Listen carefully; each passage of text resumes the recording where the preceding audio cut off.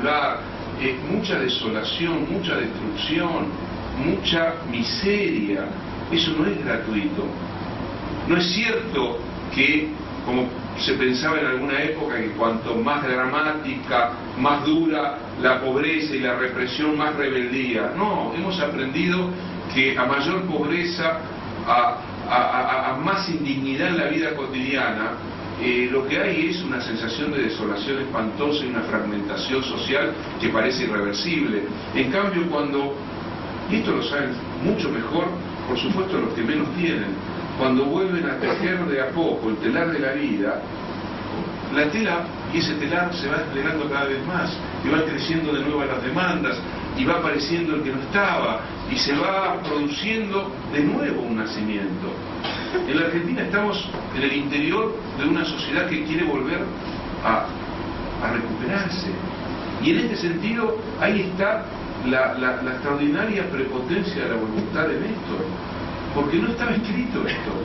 Lo que estaba escrito es, en realidad, un país que seguía un camino de oscuridad, de desolación. Los jóvenes, hagan memoria inmediatamente. Es decir, se querían ir a cualquier parte del mundo. Buscaban en cualquiera de los desvanes olvidados de la casa de los abuelos a ver si había alguna partida de nacimiento que les permitiese sacar un pasaporte italiano, español, búlgaro, o lo que fuere. O lo que fuere. ¿Cómo nombramos a la Argentina? Este país.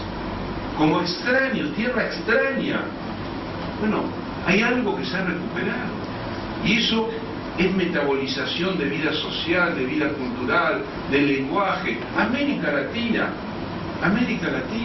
ni siquiera el primer peronismo, esto también hay que decirlo, ni siquiera el primer peronismo tuvo un proyecto latinoamericanista como el que se inaugura el 25 de mayo de 2003. Hoy Sudamérica es un continente caliente. Fíjense ustedes lo que fue la ceremonia de la despedida, lo que fueron los presidentes. Ahí había algo muy profundo que estaba sucediendo. Lo que es la UNASUR, lo que fue Néstor en la UNASUR, lo que es Cristina en la UNASUR, lo que es obviamente el proceso histórico de Bolivia, de Brasil, de Ecuador, de Venezuela. Imaginen lo siguiente, digo, para que veamos el vértigo a veces de la historia y lo raro que es pensar que era ayer nomás. ¿Quién hubiera imaginado? Hagan el esfuerzo de instalarse por un instante, perdón por el horror y el espanto que eso pueda generar, en 1996, 1997, ¿no? Traten de imaginar 8 o 9 años después la situación de los países de Sudamérica. ¿Hubieran podido imaginar que en Bolivia el presidente iba a ser un indio, vamos a usar las viejas palabras, un indio aymara, dirigente sindical de los productores de coca? ¿Hubieran imaginado que un obrero metalúrgico del ABC, del cordón industrial de San Pablo, fundador del Partido de los Trabajadores, iba a ser el presidente de Brasil? ¿Que un obispo formado en la teología de la liberación y que abandonó los hábitos, porque la verdad que lo tenía que abandonar hace mucho tiempo, iba a llegar a ser presidente quizás de uno de los países más lastimados de nuestro continente, lastimado por sus propios hermanos, por otra parte? ¿Hubieran imaginado que un militar golpista, porque eso era en principio para nosotros, medio confuso en su retórica, iba a construir un proyecto de visibilización de los invisibles de esa tierra también caliente como es Venezuela? ¿Hubieran imaginado que un tipo que se pasó 12 años en las peores mazmorras de la dictadura uruguaya, dirigente de Tupamar, iba a llegar a ser presidente del Uruguay? ¿Se hubiera imaginado que la hija de un general asesinado por Pinochet iba a ser presidenta de Chile? ¿Que alguien que permaneció congelado en el sur patagónico recibió un rayito de luz como Milagro en Milán, esa película maravillosa Victorio de Sica, que tiene una escena donde los pobres que están en el invierno milanés en una villa miseria, en un momento se ponen todos juntos para ir un rayo de sol que les calienta un poco el alma? Bueno, un rayo de sol que descongeló a alguien que vino a decir, acá se puede armar otra historia. Que un economista formado en las universidades norteamericanas iba a producir una revolución ciudadana como la que está produciendo en Ecuador Correa.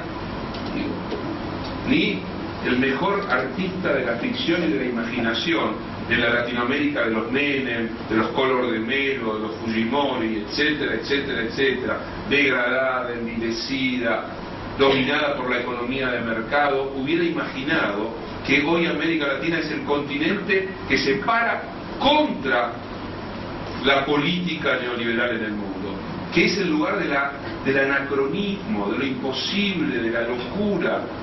No lo hubiéramos imaginado.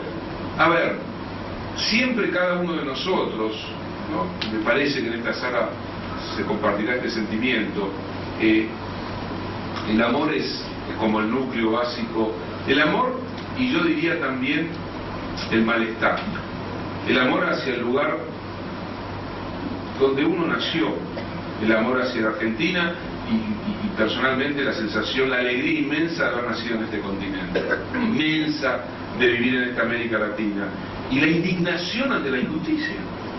Si uno mezcla las dos cosas, ¿no? El amor profundo hacia sus afectos, su tierra, su lugar, y el amor profundo de esta historia caliente de un continente impresionante, con la profunda rebelión ante la injusticia, bueno,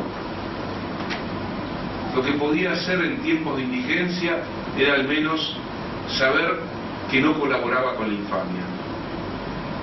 Pero cuando eso gira y se transforma, es algo tremendo. Estamos viviendo una época tremenda, una época caudalosa, una época apasionada y apasionante. A ver,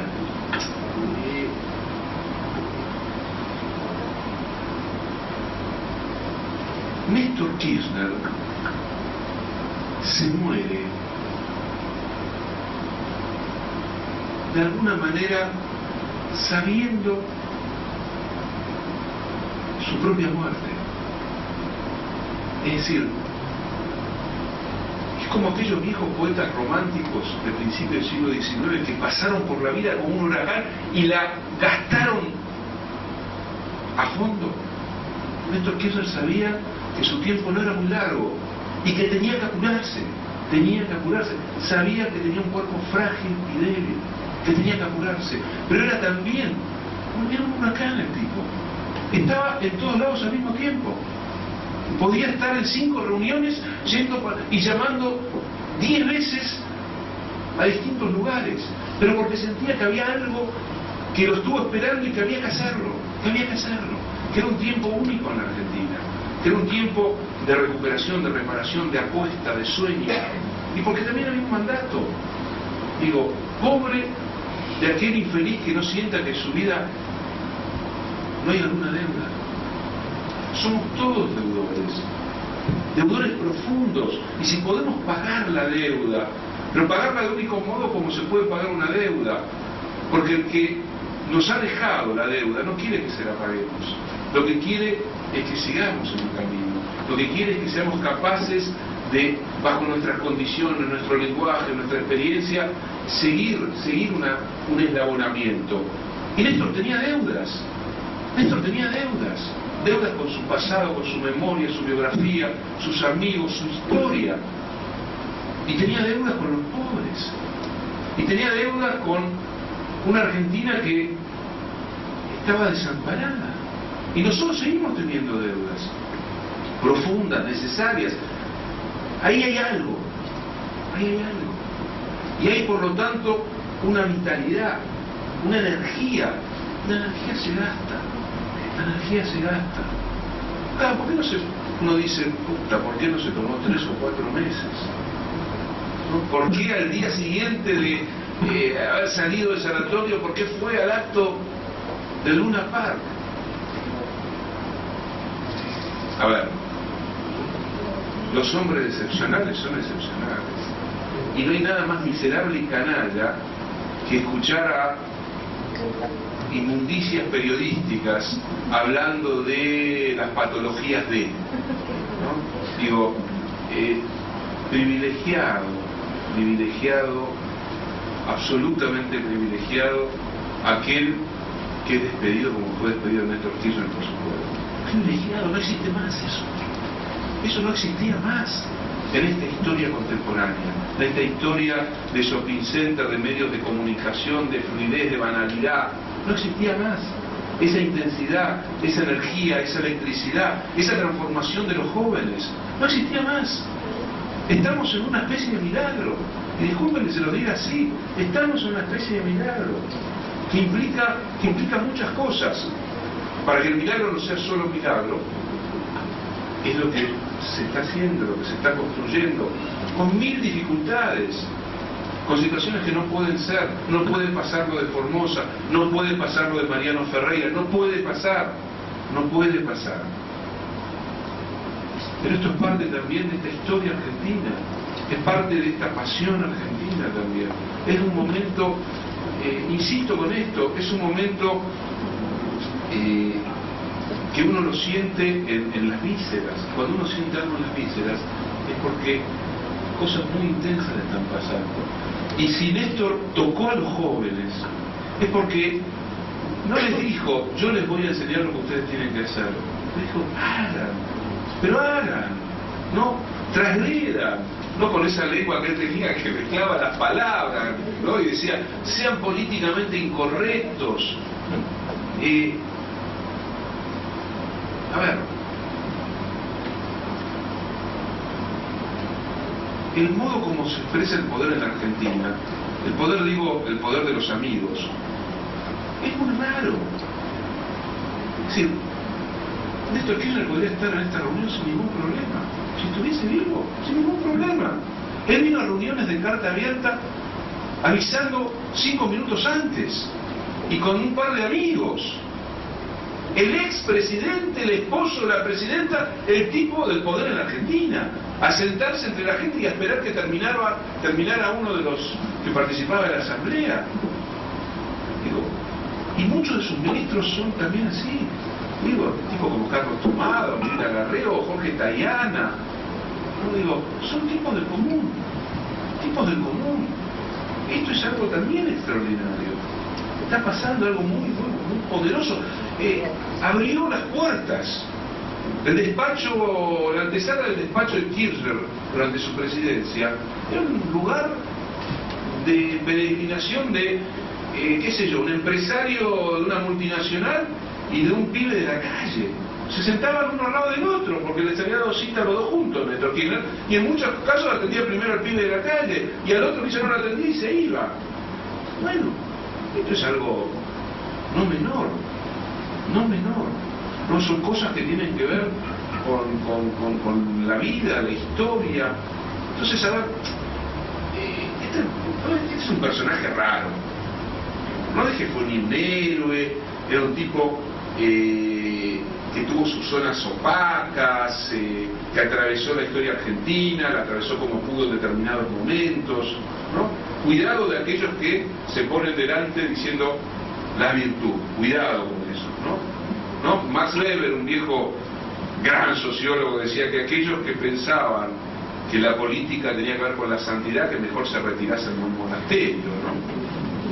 Bueno, la política es tocar lo humano en sus formas más descarnadas también, pero la diferencia es aquellos que tocan lo peor de lo humano y se cobijan con eso y se quedan con eso, y aquellos otros que saben que lo peor también está, pero que intentan transformar la vida para hacerla mejor. Hay una diferencia enorme y muy grande en esto, ¿no? Entonces yo creo que de verdad que estamos en un momento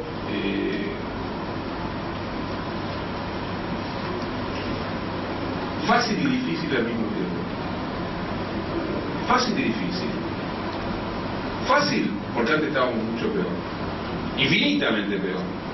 Estuvimos 1000 veces peor en los años de la dictadura, estuvimos horriblemente mal